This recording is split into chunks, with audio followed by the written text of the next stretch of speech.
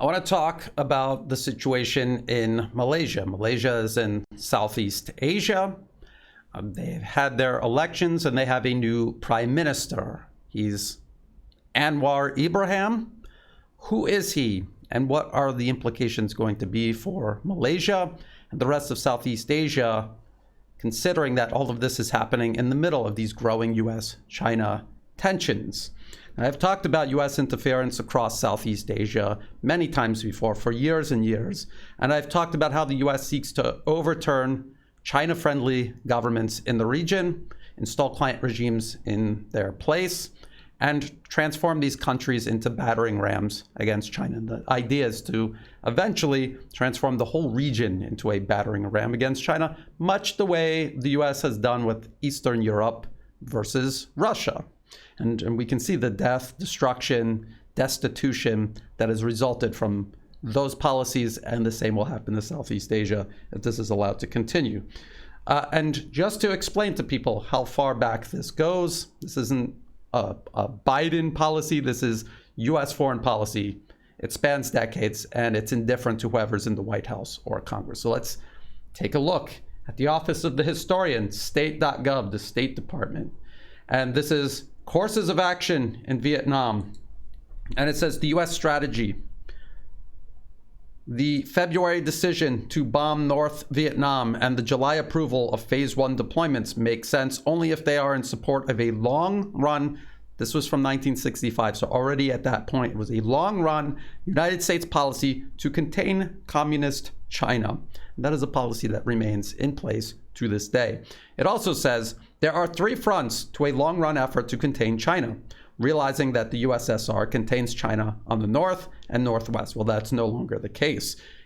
Number one, the Japan-Korea front. Number two, the India-Pakistan front. And number three, the Southeast Asia front. So this is why when people ask, why is the US interfering in Malaysia or Myanmar or Thailand or Cambodia or Vietnam or Indonesia or the Philippines? It's because Southeast Asia has been and still is a major front the US is working on to contain China. So how do they do this?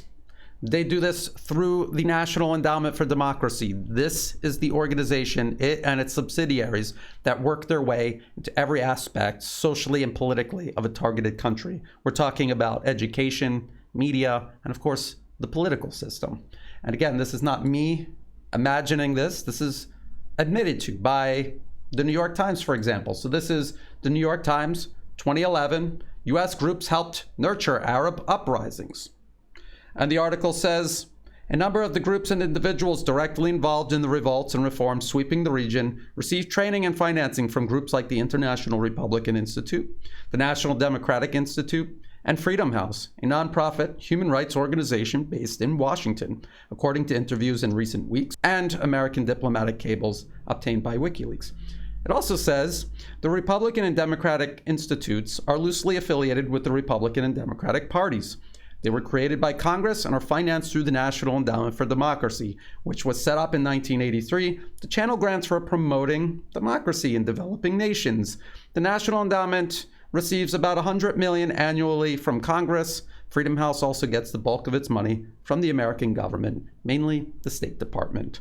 And so there is the National Endowment for Democracy. It is funded by the US government, is overseen by the US government, and this is the tool the US uses to affect regime change around the world. The New York Times is admitting all of that regime change we saw across the Arab world, from North Africa to the Middle East, that was a product of US meddling through the National Endowment for Democracy. Those opposition groups were created and directed by the US government via the National Endowment for Democracy. So we know that the NED is what the US uses to affect regime change in a targeted country in pursuit of its foreign policy objectives. And we know that the foreign policy objectives of the United States in Southeast Asia is to overturn the governments in this region from China-friendly governments to ones that will be belligerent against China at their own at the expense of their own interests, solely serving US interests.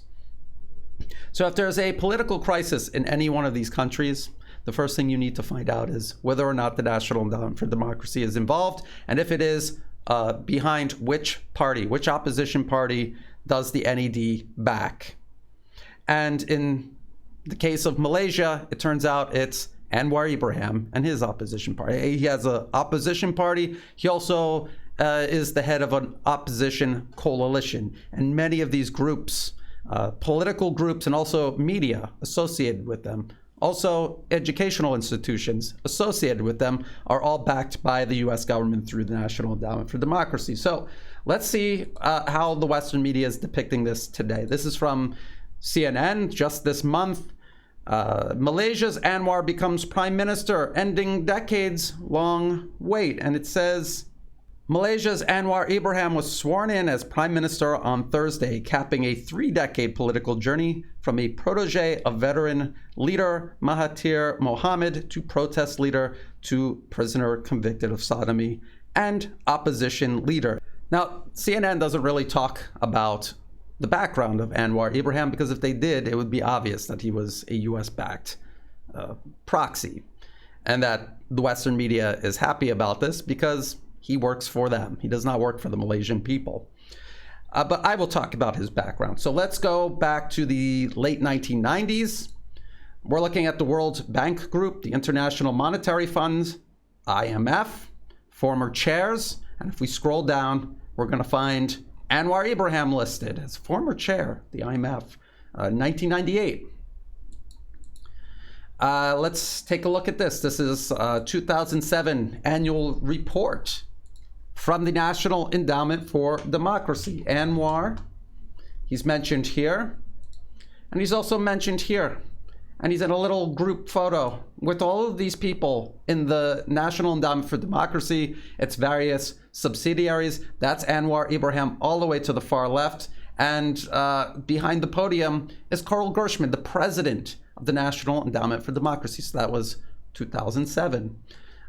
Some people might say, well, that was back in 2007. Maybe he's not involved with the NED anymore. Well, this is 2019. There he is. An NED-funded event at the Embassy of Canada in Washington, D.C. You can see on the podium right there. And there's a little introduction of Anwar Ibrahim given by Carl Gershman, then president of the NED. And this is what it says. This is what Carl Gershman was saying. He's giving a little biography of Anwar Ibrahim. And they talk about how he got involved in politics, how he was on the rise. And then this is what Carl Gershman says. But Anwar's political fortunes soon changed when he launched a bold attack on the culture of cronyism and nepotism within the UNMO coalition, and also challenged Mahathir's protectionist policies. When they talk about protectionist policies, they're talking about a nation not allowing the US and its corporations and its banks to just come in and buy everything up and then strip mine it. That's what they mean. And that's what the NED is there for. It's to remove people from power who are protecting their nation, their people, and their resources, and putting people into power who will hand them over, transfer them over to the United States. Gershman goes on and he says, he was fired from the cabinet and then arrested, beaten, and sentenced to prison on trumped-up charges of corruption and sodomy.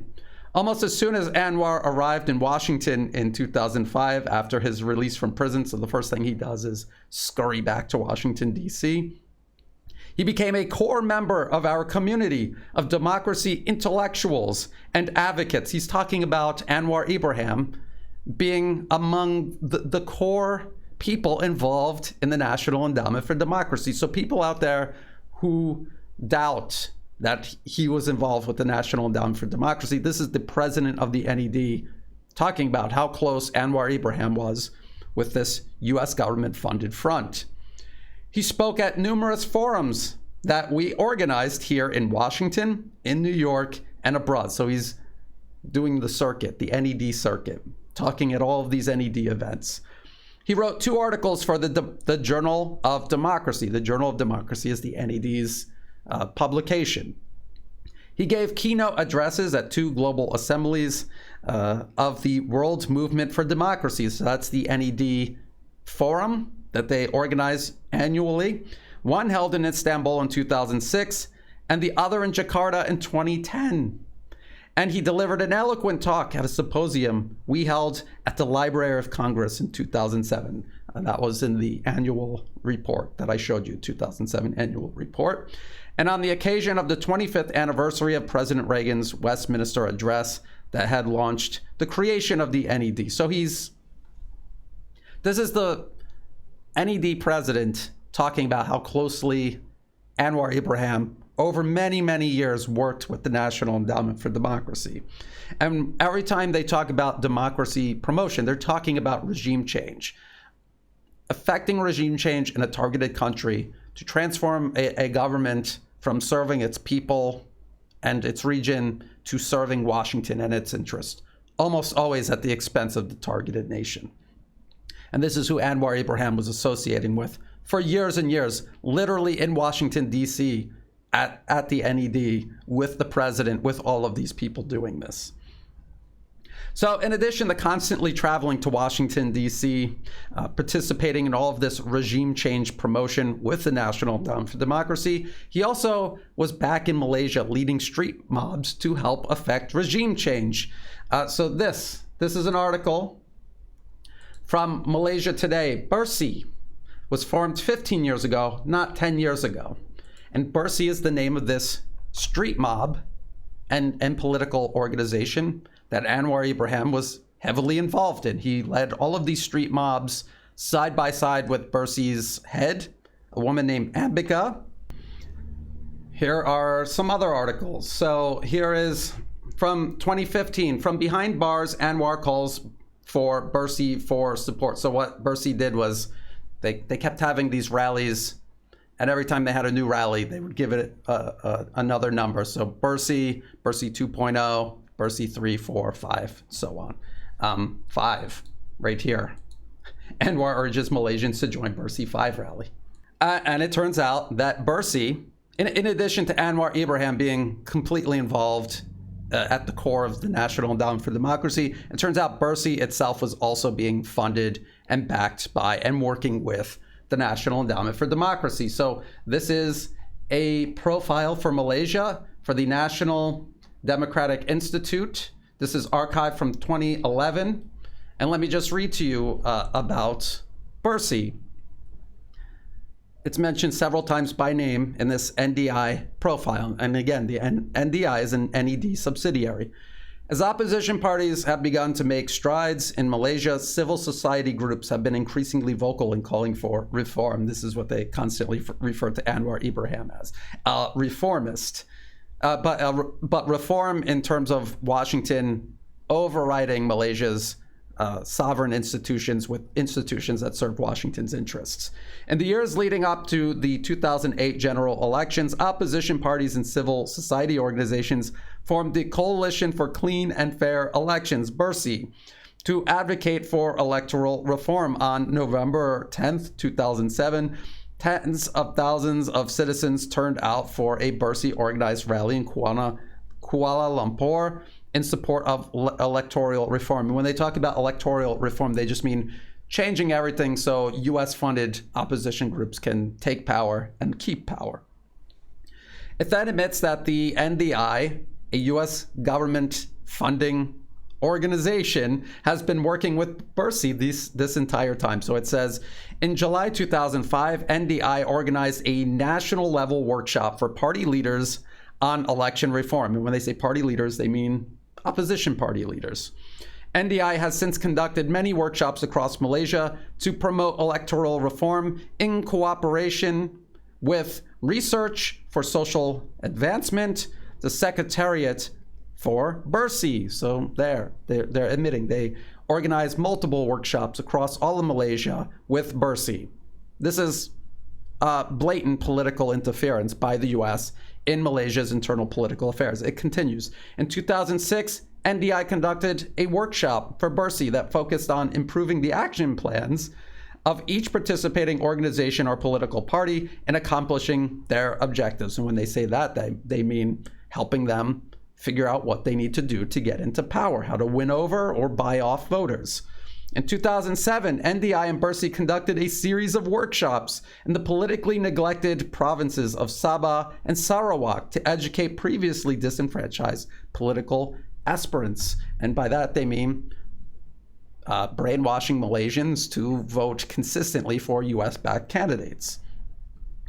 So not only is the US government, their NDI front, admitting to this blatant interference in Malaysia's internal political affairs, they admit they're doing it through Bursi. Bursi is the vector for US interference in Malaysia's internal political affairs. And this is something that went on for years and years and years. It was extensive. It wasn't a one-off workshop. It was a series of workshops and programs coordinated by the NDI with Bursi.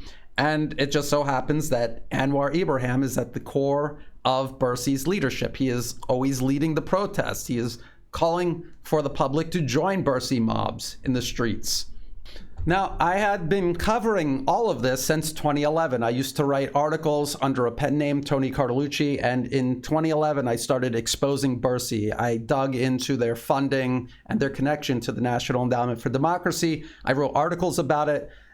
People in Malaysia picked up these articles, republished them, or wrote articles citing these articles. And eventually, Bursi had to respond to a growing concern about their US government funding. So that brings us to this article from Malaysia Today, June 2011. Bursi repudiates foreign Christian funding claim, but more importantly, they were also talking about US government money. So Ambika, the head of Bursi, admitted to Bursi receiving some money from two US organizations, the National Democratic Institute and Open Society Institute, for other projects which she stressed were unrelated to the July 9 march. So she's saying, yes, we're taking US government money, not to organize the street mobs, but for other things interfering in Malaysia's internal political affairs. So don't worry, it's not a big deal. So from the late 1990s all the way up to 2019, Anwar Ibrahim has been working for some of the most notorious US and Western institutions, the IMF, the National Endowment for Democracy, and its subsidiaries. And he's involved in all kinds of activities, including leading street mobs funded by the US government through the NDI, a subsidiary of the NED. He was working with the US NED, speaking at their events all the way up to 2018. That was when this US-backed opposition finally got into power since Malaysia became independent from the British Empire. That was the first time an opposition party got into power, 2018, and he continued going to NED events afterwards, when he was now part of the opposition-led government. And it was the US NED that got them into power, and they were more than happy to brag about it. So this is a video clip from Daniel Twinning. He is from the NED subsidiary, the International Republican Institute. Remember, the New York Times talked about them and how they were involved in the Arab Spring. And he is bragging about how the IRI with NED money helped basically overthrow the incumbent government and got this US-backed opposition into power. And he also brags about how the very first thing this US-backed opposition did when they got into power was roll back all of these deals and projects Malaysia was doing with China. So let's listen to Daniel Twinning himself sitting on stage with the NED president, Karl Gershman, bragging about US interference in Malaysia's internal political affairs. Let's listen. Dan, Russia versus the NED and what they do, or China? Pick your poison. I would like to do just a case study for 1 minute on the China corruption link and the role of our work more broadly in that. Malaysia, for 61 years, one party governed this country since it became independent in 1957.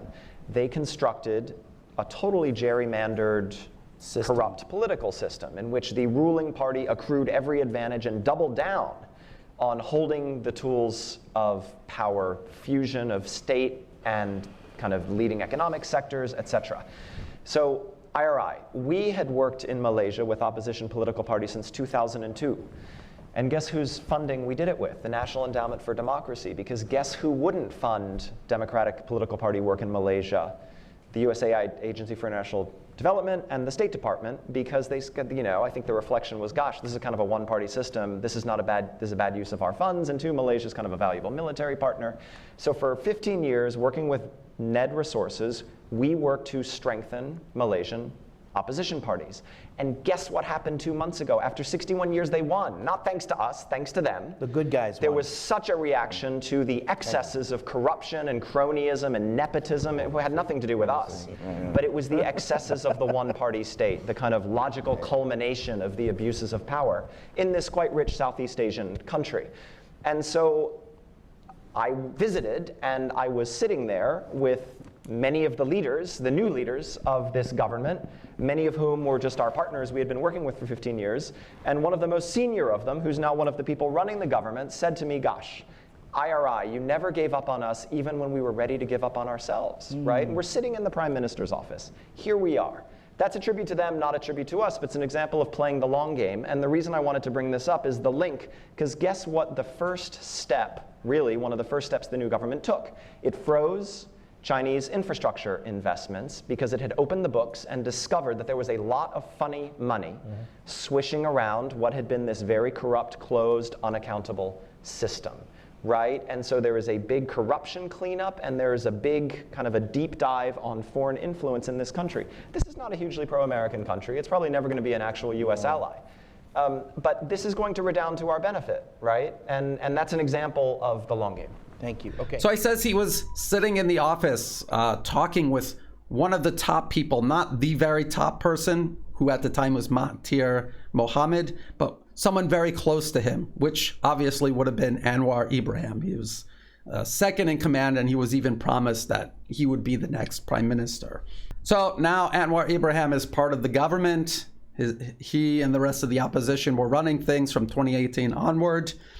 And immediately they began serving U.S. interests at the expense of Malaysia's interests. So we had stories like this from Radio Free Asia, U.S. government-funded media. Malaysia's Anwar tells Southeast Asian nations to defend territory against China. And he's talking about the South China Sea disputes. And it says, Malaysian leader Anwar Ibrahim said Southeast Asian nations have to defend their territory amid Beijing's aggressive moves to expand shoals into artificial islands and build military facilities in the South China Sea. What does that sound like? That sounds exactly like the US State Department to me.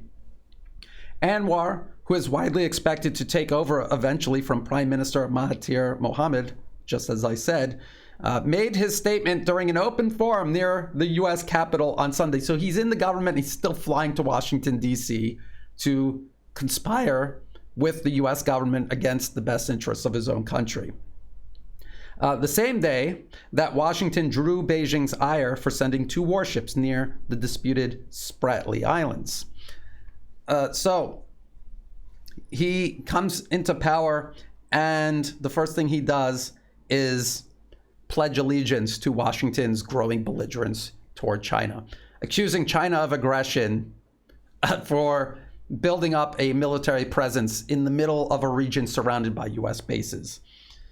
Now, the South China Sea has multiple maritime disputes, not just between Southeast Asian nations and China, but among all the Southeast Asian nations. They all have disputes with each other, and they can get very heated, but they're always resolved bilaterally. Nobody is calling for Southeast Asia to unite against China, except for Washington and whoever Washington manages to install into power, including Anwar Ibrahim. So I have had people say, Brian, he's prime minister, give him a chance. We don't know what he's going to do. He's already done it. He's already done it. He's already illustrated that he is going to serve U.S. interests at the cost of Malaysia's best interests, starting a conflict, taking these ordinary maritime disputes that exist everywhere in the world and escalating them into a crisis does not serve Southeast Asia's best interest. All of these countries count China as their largest trade partner, largest investor, infrastructure partner, and also an important defense partner. And I just want to show you this. Where did Malaysia export to in 2020? Hong Kong and China together, that's over a quarter of their exports go to China and all of Asia. So if you start a conflict in the South China Sea with China, you're going to destabilize Asia, the place where you do most of your trade. And how about imports? Right here, from China. So Anwar Ibrahim, he's answering to Washington. He's answering to a country that is relatively insignificant in terms of economic trade. It's economic trade that gets you the money to invest in development. The US isn't talking about that. They're telling Malaysia, throw all of that away to become a belligerent proxy of US interests in the region. That is what they're doing. And Anwar Ibrahim has been key in promoting this ever since getting into power in 2018. And now he's prime minister. So it's only going to get worse.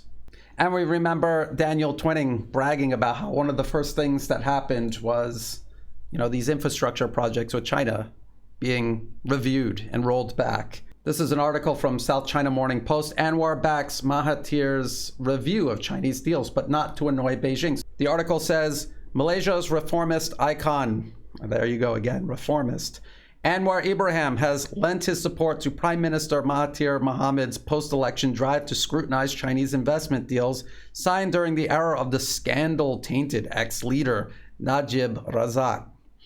But like Mahathir, his mentor turned rival turned ally, Anwar maintains that the effort is solely aimed at weeding out substandard deals signed by Najib's government and is not meant to antagonize Beijing. Well, that's what they're going to say so that they can incrementally roll back these deals so they don't look too overtly like a US proxy, costing Malaysia its ties with its largest trade partner and infrastructure partner.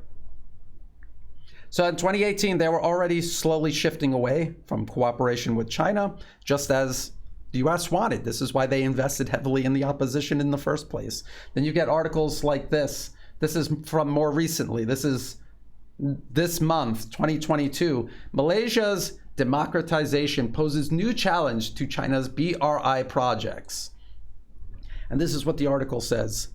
The Malacca Gateway, a planned seashore development project on the coast of Malacca, has had a somewhat turbulent recent history. Inaugurated in 2014 by then Prime Minister Najib Razak, and later branded as part of China's Belt and Road Initiative, the project soon attracted controversy for its negative environmental spillovers. Because remember, the US funds fake environmental fronts to hide behind environmentalism to stop any development that isn't being done through the World Bank and the IMF. While allegations were also raised about the supposed close connections between the project developer and figures in the Malacca state government. Following the change of government in May 2018, remember the US bragging about how they brought that about, the project came under scrutiny of the reformist Pakatan Harapan government and was eventually terminated. The Pakatan Harapan government, this was a coalition of opposition groups, and Anwar Ibrahim has been the head of this opposition coalition for years. In March of this year, under another administration, it was announced that the Malacca Gateway had been reinstated. The saga of the Malacca Gateway speaks to the larger role of elite agency in determining how Malaysia chooses to engage with China's BRI, as well as how societal contestation can impact the fate of projects. And again, when they're talking about society contesting these projects, they're talking about fake NGOs funded by the US government through the National Endowment for Democracy. So Anwar Ibrahim gets into power in 2018. His opposition coalition gets into power. First thing they do is start canceling projects with China, exactly what the US wanted them to do, which is why the US was helping them in the first place. And who does this benefit? Does this benefit Malaysia? No, because the Belt and Road Initiative is what is driving development across the entire region. China's rise is driving the rise of other nations across the entire region. And irrationally isolating yourself from China because the US told you to only serves Washington's interests of isolating Beijing and stifling development across Southeast Asia so that the US can maintain primacy over the entire region, just as the British and French did for generations when they colonized the region, which was why Malaysia was a British colony for the longest time. And the Diplomat is writing this article because now Anwar Ibrahim is prime minister. Now he's prime minister, he's going to roll back even more projects. And I have people tell me, Brian, let's give Anwar Ibrahim a chance. Let's give him a chance. But this is what he has already done. Before even becoming prime minister, this is what he and his opposition have already done. And this is who they've associated with for decades now. Now, it's not just the NED pouring money into the opposition to get them into power. Like I said, the NED and its subsidiaries get involved in the education system, start manipulating young people before they even finish school. They also get involved in the media to manipulate the public, to manipulate public opinion. And they do this by funding opposition media outlets. So let's talk about the media in Malaysia. One of these outlets that I see pushing US talking points, promoting the US-backed opposition, trying to undermine the previous government, is Malaysia Kini. So let's go to Malaysia Kini.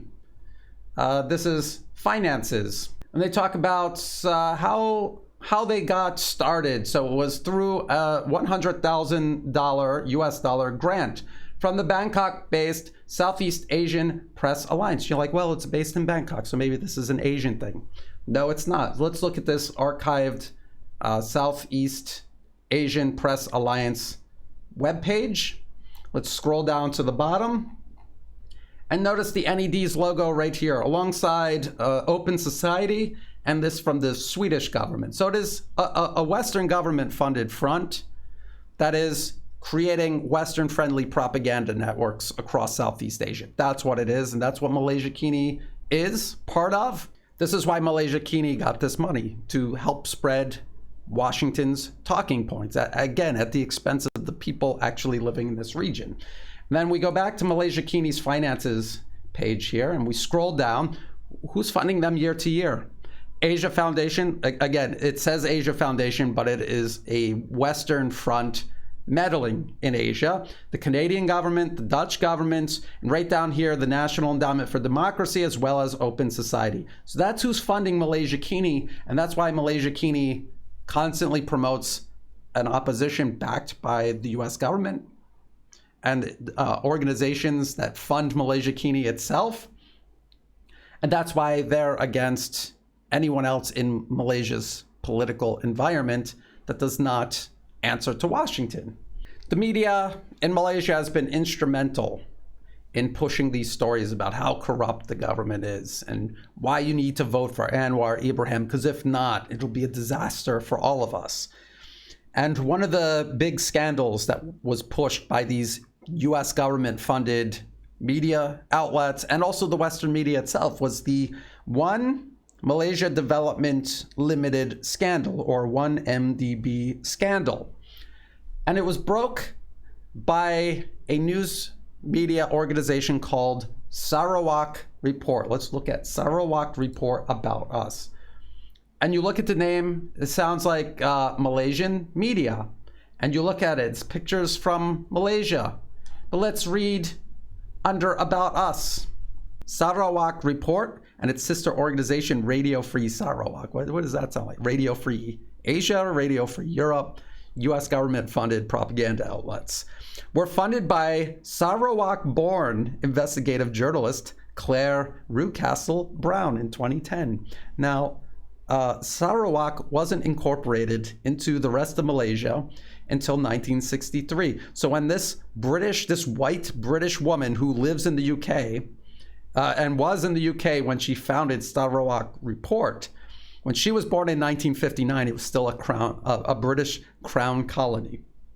And then she moved to the UK, and now she's spreading propaganda through the Sarawak Report to undermine the Malaysian government and to help install a Western-backed client regime into power. That is her whole purpose. And when I explain to you about her background, it shouldn't surprise you when you realize where she came from and who she's related to.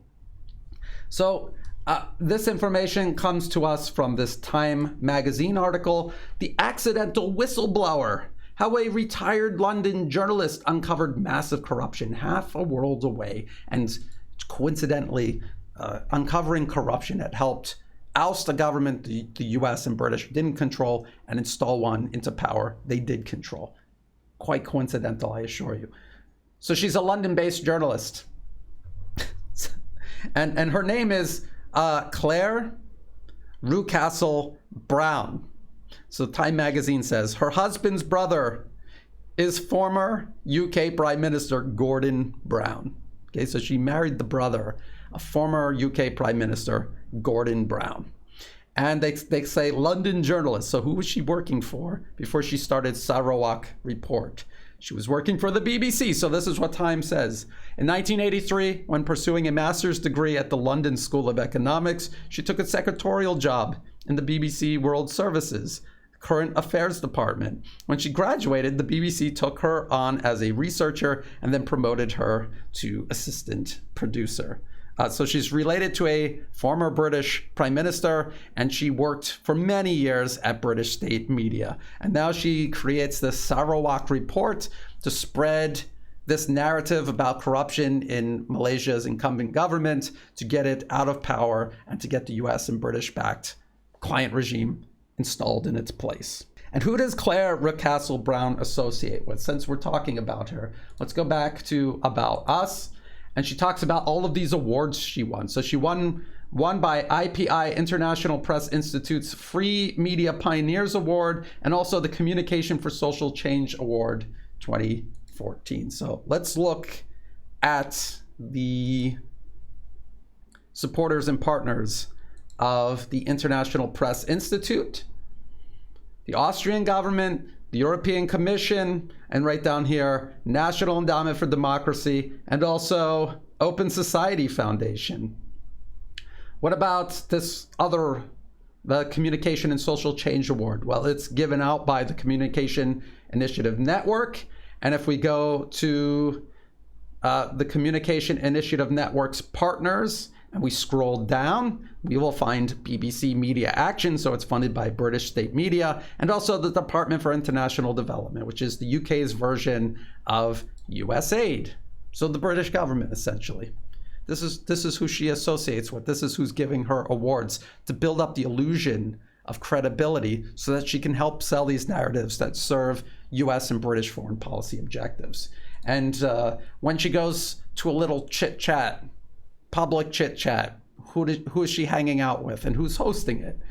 Well, here, Asia Society, again, this is an organization funded mostly by Western corporations and Western governments, and it's titled Combating Rampant Corruption. Can Malaysia move from political upheaval to progressive change? A conversation about 1MDB, so that corruption scandal I talked about, and the country's future. So we're going to talk about Malaysia's future. So surely we're going to have all Malaysians participating in this conversation to hear where they want to go with the country. But you'll be disappointed to find out that it's this white British woman living in the UK, Claire Rucastle Brown, Bridget Welsh.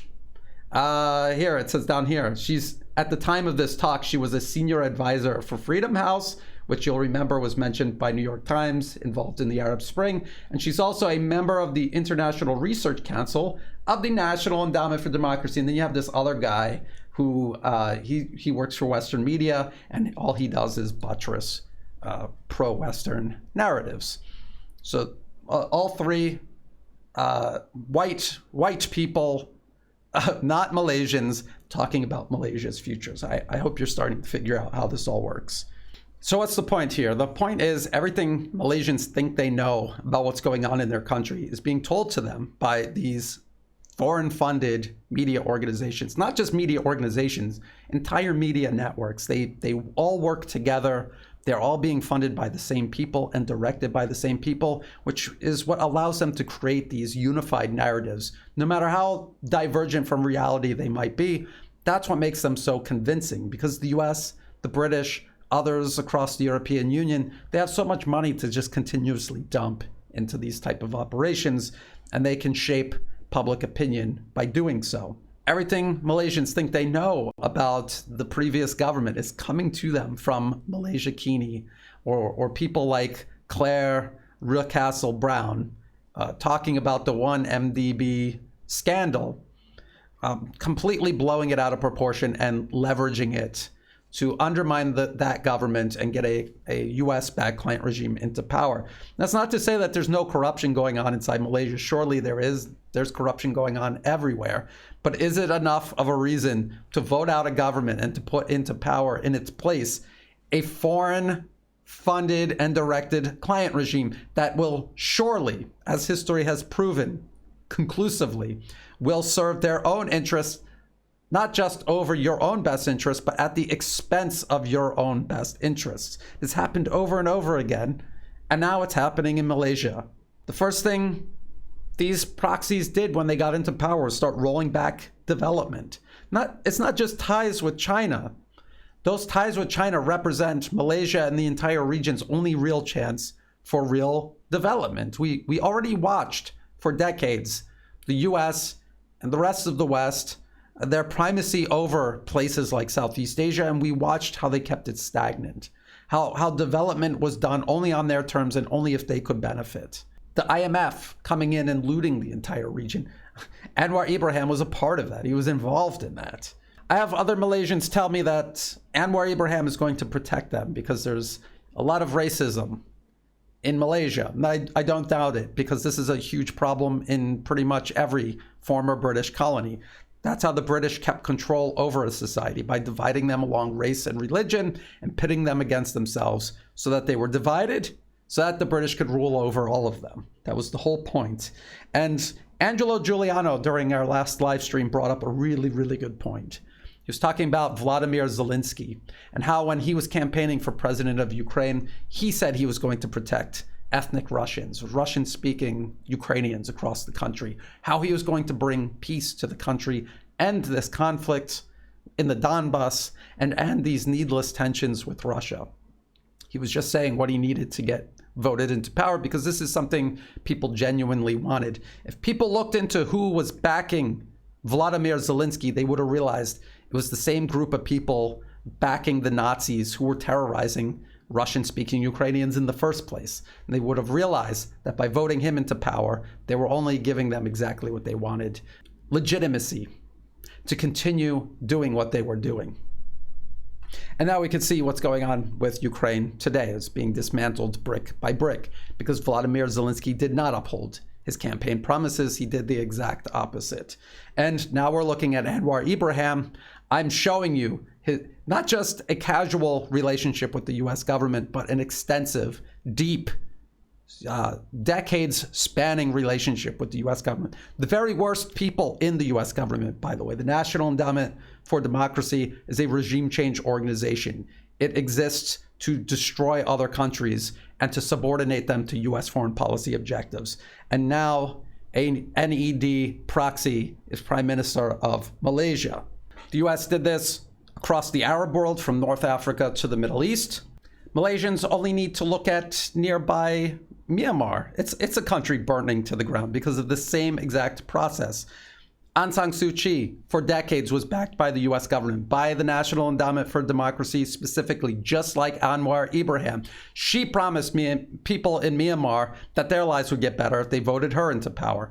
And by the time the military threw her out of power, she was surrounded literally by white, British, and Australian men who are rewriting Myanmar's constitution, its economic policy, and its legal system. Again, to suit Western interests at the expense of the people of Myanmar. Now the same thing is happening to Malaysia. Right now, as I'm speaking, it's happening. This is the recolonization of Southeast Asia. It's happening right now. Whether you want to open your eyes to it or keep your eyes closed, it's going to continue to happen until people take charge of their country and put an end to foreign interference in their internal political affairs. So keep an eye on Anwar Ibrahim. Keep an eye on his policy regarding any remaining projects being done with China that haven't been canceled already. Keep an eye on his stance regarding the South China Sea, whether he's going to talk with China directly to resolve this bilaterally, or if he's going to try to escalate it into a conflict, which is exactly what the US State Department wants. And keep an eye on his stance regarding other places the US is meddling in, say Myanmar, for example. If Malaysia starts repeating things the US State Department is saying about Myanmar, it tries to open the door for US intervention in the region. Keep an eye on all of this. And if he starts adopting a very pro-US stance, now you know why, because I've laid out all of these facts about his extremely long and extensive history working with the very worst people in the US government. Now, there's only one thing that is hopeful about this whole situation. He got into power by a very narrow margin. There's a very large opposition that will attempt to temper anything that he tries to do. And now everyone knows the truth about Anwar Ibrahim and his US backing, and they know now how important it is to keep a very close watch on absolutely everything he says and he does. If you thought this video was useful, please like and share. Think about subscribing. It's free to do. It helps the channel grow. If you're watching this on YouTube, please check the video description below for other places you can find and follow my work. All of my YouTube channels are uploaded on Rumble and Odyssey. It could take a day or two, but they'll show up eventually. Subtitles on my YouTube videos will also take maybe a day or two to show up. It's auto-generated. I have no control over when they show up. And thank you for your patience. With that, I know subtitles can be very important for people.